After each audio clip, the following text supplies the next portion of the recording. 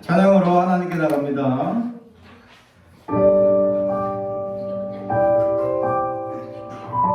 꽃들도 이곳에 생명샘솟아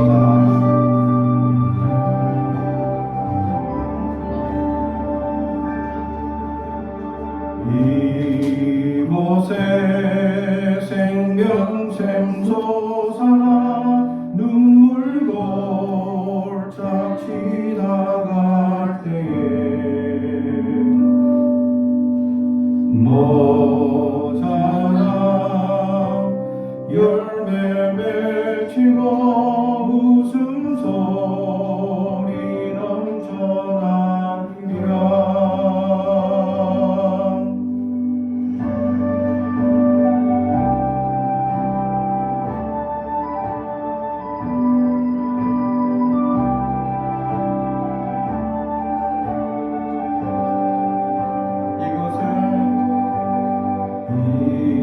이곳에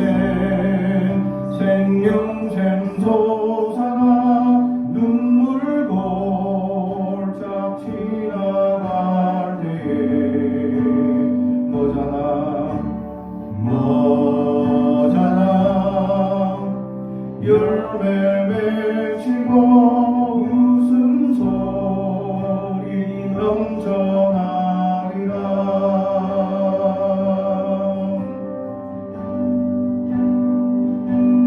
꽃들도 구름도 바람도 넓은 바다도 찬양하라 찬양하라 예수를. 하늘을 울리며 노래해 나의 영혼아 은혜의 주 은혜의 주 은혜의 주.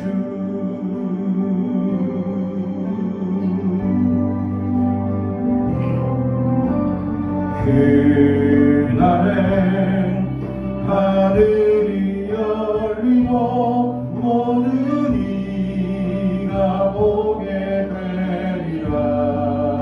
마침내 꽃들이 피고 마침내 꽃들이 피고 영광의 주가 오시리라.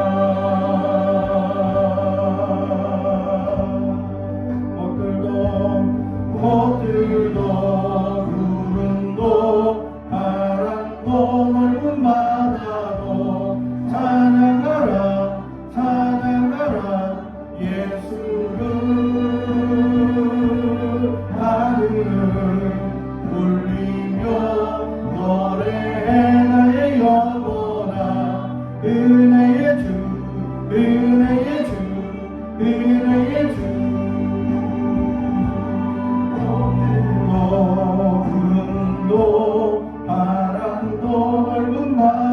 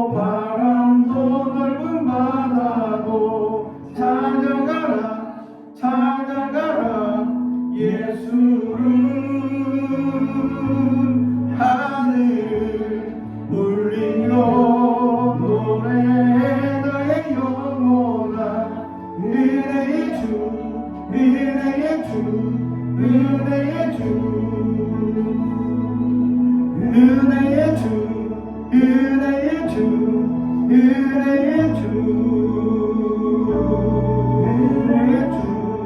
은혜의 주, 예수.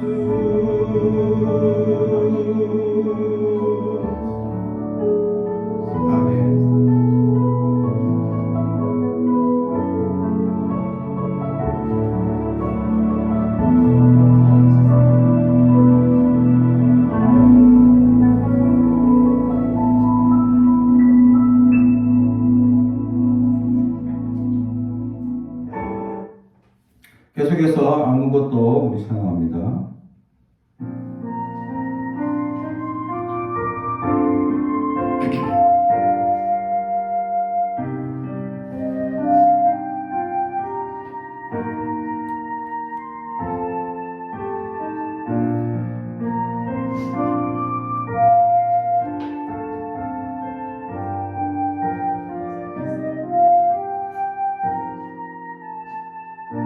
아무것도 두려워 말라. 아무것도 두려워 말라. 주 나의 하나님이 지켜주시네. 놀라지 마라. 겁내지 마라. 주님 나를 지켜주시네. 아무것도 두려워 말라. 주 나의 하나님이 지켜주시네. 놀라지 마라. 겁내지 마라. 주님 나를 지켜주시네. 내 맘에 힘에 겨워 지칠지라도 주님 나를 지켜주시네. 세상의 험한 꿈과 몰아칠 때도 주님 나를 지켜주시네.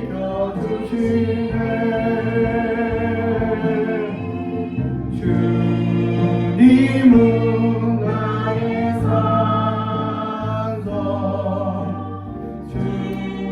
주님은 나의 요새, 주님은 나의 소망, 나의 힘이 되신 여호와.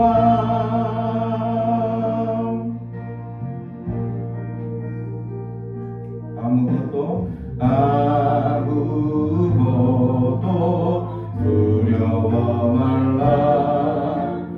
주 나의 하나님이 지켜주시네. 놀라지 마라. 겁내지 마라. 주님 나를 지켜주시네.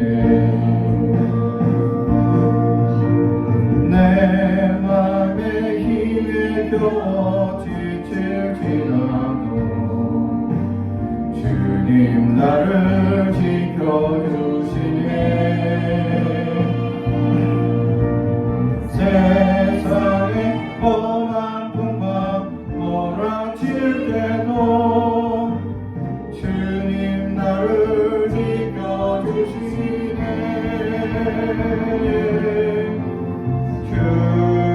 주님은 나의 산성, 주님은 나의 요새, 주님은 나의 소망, 나의 힘이 되신 여호와.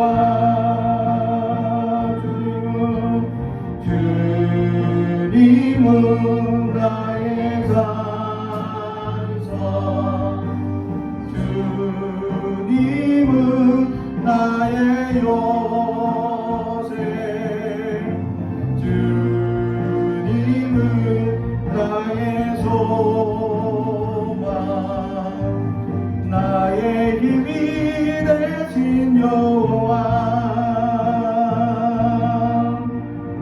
나의 힘이 되신 여호와 나의 힘이 되신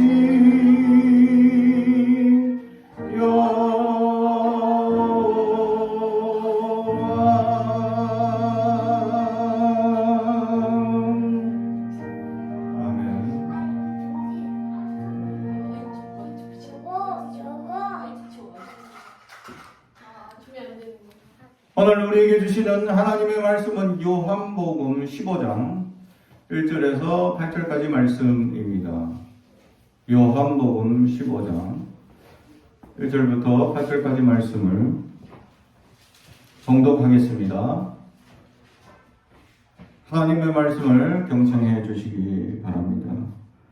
나는 참 포도나무요 내 아버지는 농부라. 물은 내게 붙어있는 열매를 맺지 아니하는 자는 아버지께서 그것을 제거해 버리시고 무릇 열매를 맺는 가지는 더 열매를 맺게 하려 하여 그것을 깨끗하게 하시느니라. 너희는 내게 일러준 말로 이미 깨끗하여졌으니 내 안에 거하라. 나도 너희 안에 거하리라. 가지가 포도나무에 붙어 있지 아니하면 스스로 열매를 맺을 수 없음같이 너희도 내 안에 있지 아니하면 그러하리라. 나는 포도나무요 너희는 가지라. 그가 내 안에 내가 그 안에 거하면 사람이 열매를 많이 맺나니 나를 떠나서는 너희가 아무것도 할 수 없음이라. 사람이 내 안에 거하지 아니하면 가지처럼 밖에 버려져 마르나니 사람이 그것을 모아다가 불에 던져 살았느니라. 너희가 내 안에 거하고 내 말이 너희 안에 거하면 무엇이든지 원하는 대로 구하라. 그리하면 이루리라. 너희가 열매를 많이 맺으면 내 아버지께서 영광을 받으실 것이요 너희는 내 제자가 되리라. 아멘. 가슴에 손을 얹고 축복의 언어합니다. 나는 하나님의 사람입니다. 축복의 사람입니다. 우리 가정은 영혼이 잘됨 같이 범사가 잘 되고 강건해지는 가정입니다. 우리 교회는 번성하고 창대하게 되며 하나님의 언약이 이루어지는 교회입니다. 아멘. 오늘 말씀의 제목은 내 안에 거하라 라는 제목의 말씀으로 우리에게 말씀을 주십니다. 내 안에 거하다 라는 말, 사람이 사람 안에 거한다 라는 것은 어떻게 내가 그 사람에 들어가는 것이 아니라 그 사람에 이게 소속된다. 그 사람이 가르치고 지도하는 것에 따른다라는 것을 의미하고 있다라는 사실이죠. 오늘 거하라라는 이 말은 이제 우리나라 말로 거하라라고 되어 있지만 이 성경의 원문이었던 헬라어 본문에는 메이나테라는 말입니다. 뭐뭐 안에 머물러 있다라는 뜻이죠. 다시 말하면 그 사람의 생각, 정신, 가르침 안에 머물러 있는 것을 의미하고 있다라는 것이죠. 다시 말하면 우리 그리스도인들, 믿음의 사람들은 예수님 말씀에 또는 가르침에 머물러 있어야 한다라는 것을 말해줍니다. 그렇죠? 오늘은 어린이 주일입니다. 어린아이들이 부모에게 머물러 있지 않으면 어떻게 되죠? 큰일 납니다. 방치가 되고 방임이 되고 그 아이들은 큰 이제 상처나 또는 성장에 지대한 영향을 받게 됩니다. 실제로 일본에 영화가 하나 나오게 됐는데 어떤 영화냐 하니까 이제 엄마가 아이를 낳았어요. 5명의 아이를 낳았습니다. 근데 아빠가 다 달라. 5명이다. 그래서 이 5명의 아이들이 이제 제일 큰 첫째가 누구냐? 초등학교 6학년 되는 아이가 이제 최고 오빠. 그리고 막내가 누구냐? 거의 2살인가 3살 되는 여자아이가 이제 막내였습니다. 근데 엄마가 이제 이 5명을 먹여 살리려 하니까 힘든 거예요. 그 5명을 받아주는 집이 잘 없어. 그래서 어떻게 되게 이제 아이들 이사를 하는데 어떻게 하느냐. 우리는 아이가 1명 바뀝니다. 그럼 나머지 4명 어떻게 해? 짐에 다 숨겨서 왔어. 이사를. 가방에 숨겨오고, 막 이렇게 박스에 숨겨오고. 그래서 아이들이 이사 오고 나서는 가방을 풀고 아이들이, 살았다. 이렇게 막 해방됐다. 라는 얘기를 합니다. 이게 일본에서 나온 실제 사건을 가지고 만든 영화였어요. 근데 이 5명의 아이들이 이제 엄마가 이제 일을 하러 이제 갔다 오면서 이 남자 이제 오빠에게 생활비를 줍니다. 그럼 그걸로 절약해서 이제 잘 살아 하고는 엄마가 나가버립니다. 한 달 생활비를 주고 엄마가 나가버려요. 그것도 한 달 생활비를 주고 나갔는데 엄마가 안 돌아와. 한 달 후에. 그래서 석 달 후에 돌아왔어. 3개월을 아이들이 어떻게든 버텼어. 그 한 달 생활비로. 어떻게. 그래서 겨우겨우 버텼어. 그래서 석 달 만에 돌아온 엄마가 석달비 생활을 줬어. 이 초등학교 오빠가 석달비 생활비? 이게 석달비 생활비는 처음엔 큰 돈이잖아요. 석달비 생활비를 주면, 아니 한 달비 생활비 주고 석 달을 살아졌다 온 엄마가 석달비 생활을 주면 얼마나 사라지겠다는 거야 이거. 그 후로 엄마는 영영 돌아오지 않습니다. 석달비 생활비를 주고 엄마는 안 돌아왔어요. 오빠는 이거를 최대한 아껴서 아이들에게 이제 이 밥을 3끼를 먹여야 되니까 한참 자라는 아이들이 이거 제대로 못 먹잖아요. 그러니까 하여튼 그 석달비 생활비로 6개월을 버텨요. 6개월. 초등학교 6학년 오빠가 정말 이걸 계산을 잘하고 막 이렇게 아껴 써가지고 그나마 6개월 버틴 거예요. 근데 6개월 뒤에 어때? 생활비가 다 떨어졌어. 그러니까 나머지 이제 앞으로 살아가야 돼요. 엄마도 연락이 없고 연락도 안 되고 난리가 난 거죠. 그래가지고 6개월 뒤부터 어떻게 했냐? 아빠들에게 연락합니다. 아빠들. 아빠들에게 연락합니다. 아빠 한두 명 아니랬죠? 다 아빠가 다르다 했죠? 그래서, 그래도 이제 연락이 되는 아빠들, 그리고 2명이 연락돼가지고, 아빠, 엄마가 살아났다. 생활비 좀 주세요. 그러니까 아빠들은, 이 말하자면 건달 같은 사람들이야, 다들. 제대로 이제 생활하는 사람들도 없어요, 아빠들도.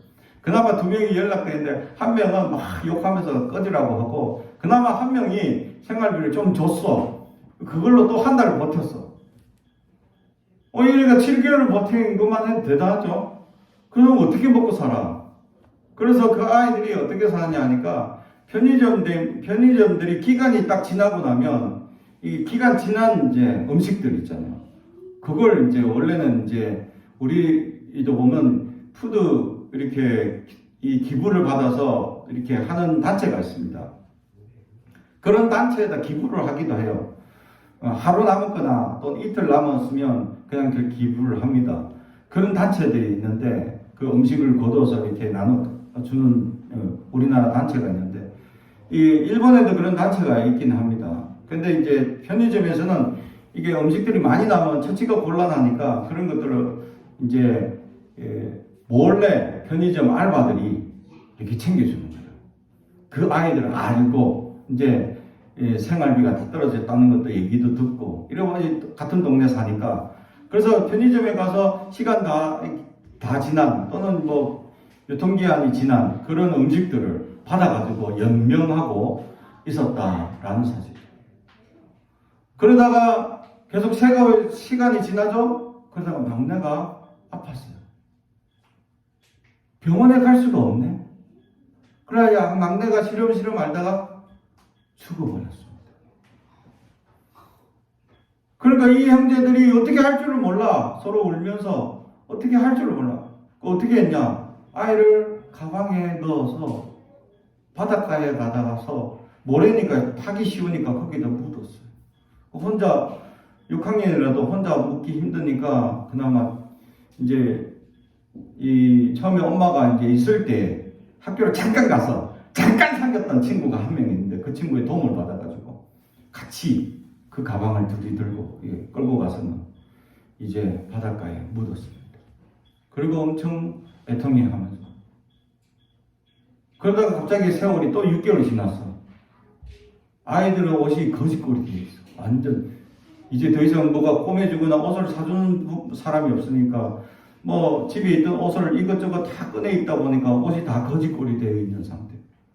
계속해서 그들은 살아가고 있고 편의점에서 음식 받아서 먹고 있고 그런 장면들이 마지막 장면으로 끝납니다. 그러면서 멘트가 밑에 나오는데 일본 안에 방치되어 있는 아이들이 수십만이 있다. 이게 마지막 멘트로 끝납니다. 실제로 또 그 영화가 나온 이후에 어떤 사건이 일어났냐. 6살 된 아이가 베란다에 방치돼가지고 죽었어요. 굶어 죽었어요. 부모가 굶겨 죽였고. 이 사건으로 해가지고 일본 사회에 아동학대 유기가 심각한 문제로 대두되고 있었다. 우리나라에서도 한 5년 전인가 10년 전에 이 편의점에 어떤 이제 점주가 아이가 딱 왔는데 딱 봤을 때 아 얘는 이제 산거지다 이런 모습으로 온 거죠. 그래서 이 얘가 딱 봤을 때 이게 돈도 없어 보이는 애니까 유심히 봤죠. 뭐 훔쳐가나 보니까 라면 한 봉지를 다 훔쳐서 가니까. 그래서 그 점주가 보고 라면 한 봉지는 뭐 괜찮지 하고 그냥 냅뒀대요. 근데 다음날 또 오더래. 또 라면 한 봉지를 딱 훔쳐서 또 가더래. 그래서 야 이거 심각한데 이래가지고 다음날 또 오길래 이제는 뒤쫓아 가봤어. 아르바이트 애들이 많이 뛰고 가보니까 집에 이제 애 3명이서 이 라면 한 봉지로 이거 연명하고 있는 거죠. 그래서 그 점주가 이제 국가에다 신고하고 아동 이제 보호단체에서 이제 이래 와서 살펴보니까 부모가 할머니한테 맡겼는데 할머니가 돌아가셨어. 그러니까 할머니 돌아가신 상태에서 애 3명이 방치된 거지. 방치된 것도 이웃도 아무도 몰라. 이웃 주민 바로 옆에 사는 주민들이 애들이 좀 거지꼴로 산다. 좀 왜 좀 지저분하다. 할머니 계실 텐데 어떻게 되나. 이거 그냥 방치된 상태로 그렇게 그 이후로 우리나라에 이제 방치된 아이들, 유기된 아이들. 그래서 요즘 이제 어떻게 하냐. 우리나라는 초등학교에서 선생님이 원래 아이가 출석해야 되는데 안 오게 되면 이제 신고하기도 하도록 되어 있죠, 요즘은. 그래서 신고를 해서 방치나 유기되어 있는 아이들이 있는가 이제 살피도록 우리나라 법은 이제 바뀌어져 있습니다. 그럼에도 불구하고 아직까지 방치, 유기 또 학대를 당하는 아이들이 심각한 사회적 무리를 일으키는 일들이 생겨나고 있다라는 것이죠. 이런 사건들을 돌아봤을 때 여러분들은 얼마나 행복한 가정에서 살고 있느냐라는 사실입니다. 하루 세끼 못 먹어서 배고파서 힘들었던 적이 있나요? 반대일 때가 있습니다. 도리어 뭘 먹느냐 때문에 짜증내고 성질내기도 합니다. 그렇지 않나요? 피자 사달라는데 피자 안 사주고 치킨 사줬어. 그래서 짜증내. 나는 피자가 먹고 싶은데 왜 치킨을 사줬냐 이거지. 또 제가 어느 교회에 있을 때 어느 부모님이 상담을 했습니다. 아동부 아이들 이제 부모님하고 상담을 했는데 얘가 교회에서 아주 심각한 문제를 자꾸 일으키는 거예요. 예배 시간에 장난치고 집중도 안 하고 그리고 막 이제 간식을 주면 막 허겁지겁 먹는 거예요. 막 닭 친구들 거 뺏어 먹고. 그래서 이 집이 뭐 사는 집이 아닌데 잘 사는 집인데 왜 이렇게 애가 욕심이 많고 이게 성격이 이렇게 문제가 있을까 하고 부모님한테 상담을 했어요. 그러니까 부모님도 걱정이에요. 집에서 아이가 집에서 이제 잘 살기 때문에 그렇게 못 사는 집이 아니어서 간식을 쌓아놓고 놔뒀대요. 근데 그 간식을 안 먹는데. 그래서 그 간식을 왜 안 먹지? 그래서 그렇게 쌓아놨는데 교회 와서는 교회에서는 막 훔치고 먹는 거예요. 그래서 왜 그러지? 하고 애한테 물어봤어요. 안 되겠다. 애하고 상담을 물어봤더니 이제 같이 놀면서 그냥 상담하자 이렇게 부른 게 아니라 같이 놀다가 이제 한마디씩 물어봤어요. 물어보니까 애가 야 엄마 아빠가 너 잘 살아가지고 네가 뭐 하고 싶은 장난감도 많고 네가 먹고 싶은 간식도 많이 사준다던데. 그러니까 그거요, 제 거 없어요. 다 엄마 아빠 거예요. 이렇게 얘기하는 거예요. 그러니까 아이들이 좋아하는 간식은 그런 이제 엄마 아빠가 먹이고 싶은 간식이 뭐냐면 조금 이제 건강한 간식들. 말하자면 고급 빵집에서 사온 그런 빵, 또는 이제 영양가 높은 이런 이 맛없는 간식들, 말하자면 간도 안 배있고 달지도 않고 이런 간식들을 사놓는데, 근데 아이들은 어때요? 우리 집에도 그런 아이가 한 명 있습니다. 집에서 분명히 간식을 주는데도 이거 밖에 나가서 여기 보면 외국인 과자점 그 가서 이상한 과자를 자꾸 사 먹어요. 뭐 젤리 같은 거, 쫀득이 같은 거, 불량식품 같은 거. 부모는 그거 안 먹이고 싶은데, 근데 애는 그걸 좋아하죠. 애들은. 그러다 그걸 한 번도 사놓을 수도 없는 일이고. 이런 이제 차이가 생겨나게 된 거죠. 그러다 보니까 내가 먹고 싶은 것이 없어서 용돈 생기면 그것만 사먹는 우리 집에 모 같은 아이, 이제 이런 아이들이 생겨나더라라는 거. 그러니까 아이들에게 베푼다고 하는 것이 부모 어른의 관점에서 베풀고 생각할 때가 많다라는 거죠. 아이들은 단순합니다. 그냥 내가 좋아하는 거, 그죠? 우리 교회 아이도 단순한 아이가 한 명 있죠. 굉장히 이제 말 안 듣고 힘들 때 딱 한 가지만 꺼내면 그 아이는 그 어느 순간 말 잘 듣고 착해지는 아이가 한 명 있습니다. 그죠? 초콜릿에 빠져서 이제 나만 보면 주머니를 뒤지는 그 초콜릿 어디 있어요? 하면서 초콜릿 주세요 하는 아이가 한 명 있습니다. 이제 부모 입장에서는 그것이 너무 이제 아이의 정서에 도움이 안 되고 또 단 것이 아이들에게 해롭기 때문에 안 먹이고 싶지만 아이는 거기에 빠져서 이렇게 허우적될 때 있다는 겁니다. 우리가 그럴 때 걱정이 되죠. 부모 입장에서 자녀들의 걱정하는 마음들, 또 자녀들은 부모에게 해주기를 원하는 혜택의 요건들이 너무 많다라는 사실입니다. 그 마음 자체가 뭐냐면 순수하기 때문입니다. 근데 우리가 세상을 살아가다 보면 이 순수한 마음들이 점점 사라지게 됩니다. 순수하게 살면 어떡하냐? 세상 사람들 우리를 속입니다.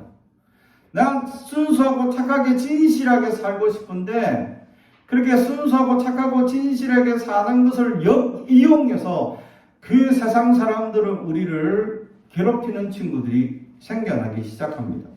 그것을 자꾸 당하다 보니, 그러면서 자라다 보니 더 이상 손해보고 싶지 않고 더 이상 상처받고 싶지 않은 마음이 우리 안에 어른들이 되면서 자리 잡기 시작합니다. 그러면 나도 모르게 나도 교활한 사람들이 되어져 가게 됩니다. 순수함을 잃어버리죠. 진실함을 잃어버립니다. 내 안에 정말 어린아이와 같이 진실했고 순수했던 마음들이 사라져버리는 그런 어른이라는, 그래서 여러 가지를 생각하고 자를 대서 딱 재어보고 그것을 생각하고 더 요모조모 따져보게 되는 그러한 교활한 마음들이 생겨나게 됩니다.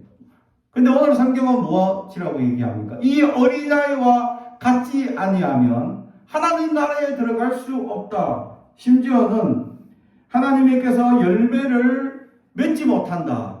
그러면 열매를 맺지 못하는 가지는 어떻게 제거해 버릴 것이다 라고 얘기합니다. 실제로 저희 부모님이 이제 참외 농사를 하셨을 때, 지금은 안 하는데 참외 농사를 하셨을 때 참외가 한 하우스가 한 50m 정도 깁니다.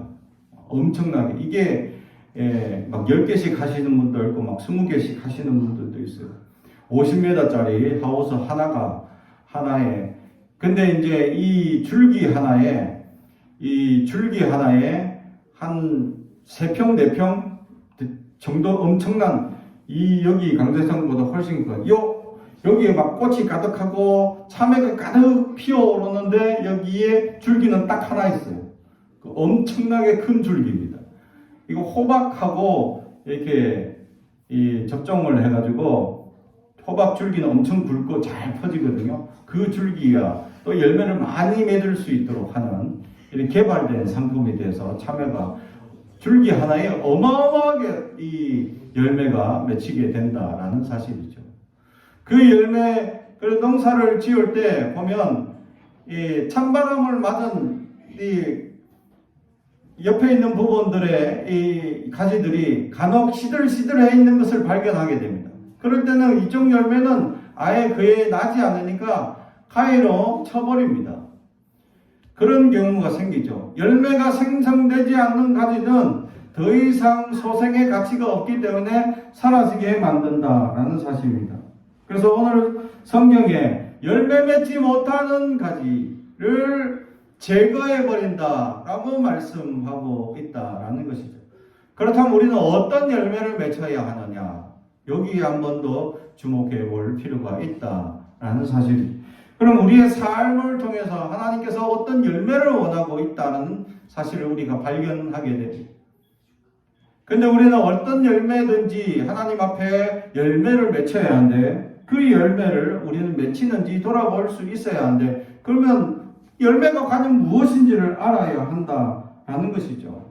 오늘 성경에 열매의 견본을 하나 보여주고 있습니다. 9절 아버지께서 나를 사랑하신 것 같이 나도 너희를 사랑하였으니 나의 사랑 안에 거하라. 아멘. 열매가 뭡니까? 사랑이라. 자, 옆에 사람 보고 사랑합니다. 친남매구나. 아, 친자매구나. 절대 안 사랑해. 그죠? 사랑할 수 있어야 합니다. 그죠? 우리가 사랑을 쉽게 하지 못한다라는 겁니다. 왜? 세상에 물들었다라는 것이죠. 우리가 마음이 강팍해지고 상대방을 통해서 어쩌면 세상을 통해서 많은 상처에 눌려있기 때문입니다. 사랑을 하려고 하다가 세상 사람들이 나를 이 사랑 안에서 거짓된 사랑으로 나를 잘못 유혹하게 되면 나는 거기에 넘어지기 때문입니다. 그래서 많은 사람들은 세상에 믿지 않는 많은 사람들은 우리를 사랑한다는 거짓된 사랑으로 우리를 유혹할 때 많다라는 사실이죠. 우리는 어떤 열매가 맺혀져 있습니까? 우리 안에 하나님의 놀라운 열매들이 많이 맺혀 있어야 한다라는 것이죠. 그래서 갈라디아서에는 성령의 열매라고 12개의 열매에 대해서 얘기를 하고 있습니다. 사랑, 희락, 화목, 여러 가지 제목들의 자비, 온유 이런 열매들을 맺혀야 한다라고 말씀합니다. 그 모든 것에 응집되어 하나로 말할 수 있다면 사랑이다 라는 것을 오늘 성경은 우리에게 말씀해 주고 있습니다. 근데 이 열매를 어떻게 맺힐 수 있습니까? 내가 정말 옆 사람, 친자매들 사랑할 수 없어요. 친남매들 사랑? 이렇게 넘어가는 사이들 어떻게 사랑할 수 있을까요? 근데 우리가 사랑하는 것이 아닙니다. 내 안에 예수가 임하게 되면 내 안에 성령의 역사로 사랑할 수 있는 용기를 주시기 때문입니다. 할렐루야. 우리가 미워하는 감정들을 쌓아놓게 되면 나 자신에게 해로운 영향력을 끼치게 된다라는 것입니다. 실제로 이것은 과학적으로 증명이 되었고 언어적인 영향력에도 증명되어져 있는 사실이죠. 실제로 단순하게 지금 당장 좋은 말, 좋은 단어만 생각하면 내 마음이 좋은 영향을 받게 됩니다. 그래서 초등학생들을 가지고 어떤 언어학자가 실험을 했어요. 좋은 말만 받던 애들, 그래서 사랑합니다, 감사합니다, 고맙습니다 이런 말만 받던 아이들과 나쁜 말, 싫어, 미워, 너 바보야 이런 말만 받던 아이들이 자 다음 방에 갈 때는 재빨리 가야 된다. 그래서 빨리 뛰어가야 돼. 그래서 시간 초과 안 된다. 이런 시험을 한 거죠. 그래서 이걸 한 2, 3분 노출시키고 그 다음에 서로 이제 지나갈 때 모퉁이를 두어서 부딪히게끔 자기들 모르게 막 서로 뛰어가야 되니까 뛰어가다가 모퉁이에서 서로 부딪혔습니다. 그래서 긍정적인 말을 받던 친구들은 어떤 대답을 할까요? 미안해요. 부딪혀서 미안합니다. 죄송합니다. 이런 말을 합니다. 근데 부정적인 단어를 받던 아이들은 어떻게 해요? 에이씨, 싫어, 미워. 아, 이제 어른과 부딪히면 이렇게 뭐 다른 말을 못하고, 아씨, 이러고 이제 막 투정을 하고. 근데 긍정적인 말을 받던 아이들은, 죄송합니다. 바로 고개를 숙인다는 거죠. 단순하게 말인데, 단순하게 몇 분을 노출했을 뿐인데, 그 단 몇 초 사이에 내 마음들이 달라지더라는 거죠. 좋은 말을 보고 좋은 생각을 하면 할수록 나는 긍정적인 상황의 사람이 되지만, 부정적인 단어를 많이 보고 부정적인 영화를 보고 부정적인 상황에 겪게 되면 내 마음이 부정적인 사람이 되어서 나쁜 사람의 형태로 이끌어갈 수 있다라고 이 과학자들이 증명한 것입니다. 그래서 성경은 우리에게 얘기합니다. 사랑하라고 얘기합니다. 사랑하라고. 싫어, 미워하는 것보다 사랑합니다. 고맙습니다. 엄마 아빠한테 사랑합니다 많이 해요? 딴 데 보고 있군요. 엄마 아빠한테 사랑합니다. 부모님은 여러분들한테 어떤 요구를 하느냐? 여러분 지금 나가서 돈 벌어와! 한 몇천만씩 벌어와! 이걸 원할까요? 부모님이? 아니에요. 딱 두 가지 원합니다. 착하고 건강하게 살아라. 그죠? 건강이 최우선이죠. 그런데 부모님 마음은 고맙습니다. 사랑합니다. 이 한마디 들으면 얼마나 행복한지 모른다. 부모인 입장에서 우리 자녀들에게, 그래서 우리 아이들에게 제가 많이 얘기하죠. 아빠 사랑하냐고 많이 물어봅니다. 근데 아빠보다 엄마를 더 많이 사랑한다라는 사실을 발견하게 되더라라는 사실이죠. 사랑하는 성도 여러분, 사랑의 마음을 전할 수 있는 자가 되기를 바랍니다. 부모님을 사랑하고 형제 자매를 사랑하고 서로 좋은 감정을 세워나갈 수 있는 은혜가 넘치기를 원합니다. 성경에서 왜 형제를 주셨는지에 대한 분명한 이유가 있죠. 몇 번을 얘기하면 제 평생에 이 이야기를 드립니다. 왜냐하면 중요한 사실이기 때문에. 형제가 있다, 남매가 있다, 자매가 있다 하는 이유는 어려울 때 서로 도와주라고 남매와 자매를 두었다라는 사실. 어려울 때도 세상은 반드시 어려운 시기가 찾아옵니다. 왜냐하면 세상은 호락호락하지 않기 때문에. 그때 형제 자매들이 서로 도와주라라는 것. 특히 믿음의 형제 자매들로 묶여진 우리들은 세상의 수많은 풍과 어려움 속에서 우리 형제 자매들, 믿음의 형제 자매들이 서로 도와주고 기도해주고 세워주는 사람들이 될 수 있어야 한다라는 것이죠. 이것이 거하는 사람의 자세, 주님의 안에 거하는 자세, 사랑을 실천하려고 하고 주님의 말씀 앞에 거하려고 하고 주님의 말씀이 내 안에서 녹아나는 놀라운 역사를 경험하는 역사를 고백할 수 있는 저와 여러분이 되어 오늘 가정에 돌아가서 부모님께 사랑합니다 라고 고백할 수 있는 저와 여러분이 되길 주님의 이름으로 축복합니다. 기도하겠습니다. 사랑과 죄가 들어가신 아버지 하나님 감사합니다. 오늘 우리에게 하나님의 크신 은혜의 말씀을 주시고 하나님이 깨닫게 하여 주시니 감사합니다. 주님 안에 거하기를 원합니다. 우리가 주님의 놀라운 은혜와 역사 안에 거하기를 원합니다. 우리에게 함께하여 주시고 소망이 넘치게 하시고 주님 말씀이 넘치게 하시고 주님 기대를 저버리지 않게 하시고 주님의 놀라운 은혜와 역사가 우리 안에 나타나게 하시고 임할 수 있도록 도와주시옵소서. 주님만 바라보게 하옵소서. 예수님의 이름으로 기도하옵나이다. 아멘.